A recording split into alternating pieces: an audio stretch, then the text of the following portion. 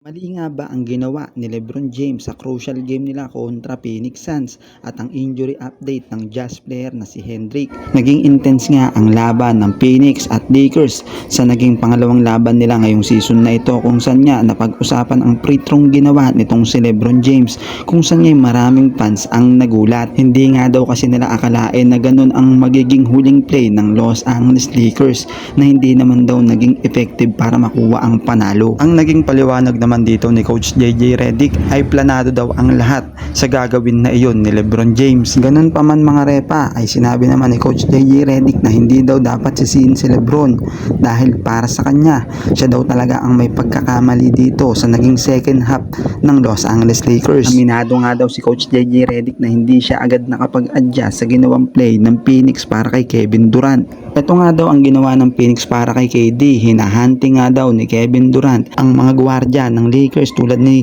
D'Lo at Gabe Vincent para magkaroon ng easy shot. Dito nga daw talaga hindi nakapag-adjust itong si Coach JJ Redick. Inako naman ni Coach Redick ang buong pangyayari at dapat nga daw siya ang sisihin sa pagkatalong ito. Ito nga ang maganda kay Coach JJ Redick, hindi nga siya naninisin ng kanyang mga players dahil nakakababa nga naman ito ng kumpiyansa. Aral nga daw ito kay Coach JJ Redick at asahan nga daw natin na babawi sila sa mga susunod na game. Bago nga tayo magpatuloy, ang liga na inaabangan ng lahat, ang NBA, ay pwede kang sumabay dito at pwede ka ring manalo.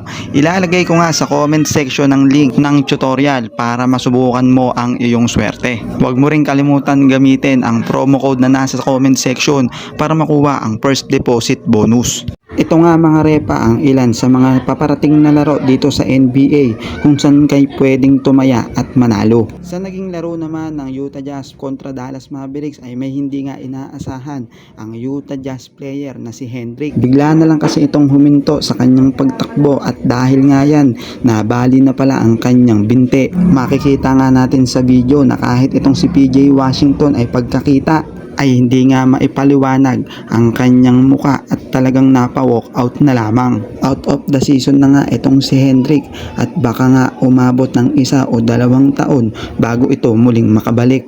Pero kayo mga repa, ano nga ba ang masasabi nyo sa ating video ngayon? I-comment nyo lamang ang inyong reaksyon at huwag nyo na rin kalimutang mag-like, subscribe and follow sa ating channel. Maraming salamat sa inyong pagsuporta.